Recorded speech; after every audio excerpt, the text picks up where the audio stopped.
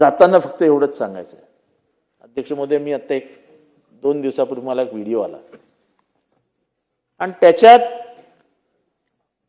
मकर संक्रांतीच्या निमित्ताने तिळगुळ देण्याची गोष्ट निघाली आणि त्यांना एका जाहीर कार्यक्रमात झी टीव्हीचा कुठला तरी कार्यक्रम असतो, हवा योद्धा किंवा कुठला तरी कार्यक्रम होता, त्याच्यात विचारलं की दादा तिळगुळ द्यायचा आहे तर तो तिळगुळ तुम्ही कोणाला द्याल? तर त्यांनी मिश्किलपणाने उत्तर दिलं, माझं नाव नाही घेतलं, मला हे तिळगुळ ठाण्याला पाठवा. दादा आज तुम्ही नाही, खरं तर मनात कधीच असं नव्हतं की काही वाईट बोलावं, पण काही प्रसंग असे आले ज्याच्यात काही भूमिका तुम्ही घेतल्या, काही भूमिका मी घेतल्या, पण त्या कधीच व्यक्तिगत नव्हत्या, त्या एका विचारधारातनं आलेल्या होत्या, त्या एका भूमिकेतनं आलेल्या होत्या. तुमचं मन दुखवावं आणि तुमचं मन दुःखी झालं असेल तर तो काळ तसा होता, ती वेळ तशी होती, पण तुमच्या त्या तिळगुळ ठाण्याला पाठवा हे जेव्हा मी ऐकलं,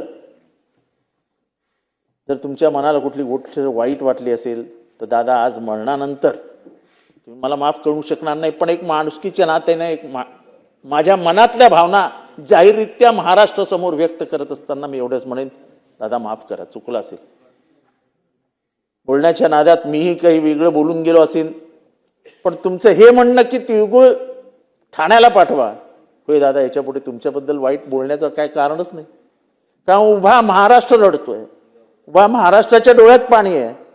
आज या संपूर्ण सभागृहातली झालेली भाषणं ऐकल्यानंतर तुमच्यातला मोठेपणा हा काय वेगळा सांगायला नको, पण महाराष्ट्राची मोठी हानी झाली ही शब्दातनं व्यक्त करू शकणार नाही, शब्दातनं व्यक्त होईल पण ती भरून निघणार नाही.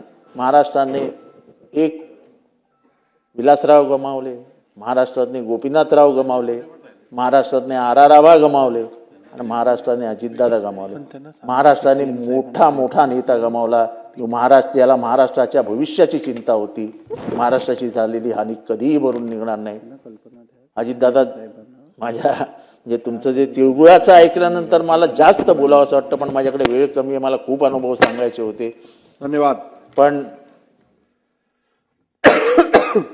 हे भाषणाचा म्हणजे ठीक आहे, अजितदादा बद्दल जेवढं बोलावं तेवढं कमीच आहे.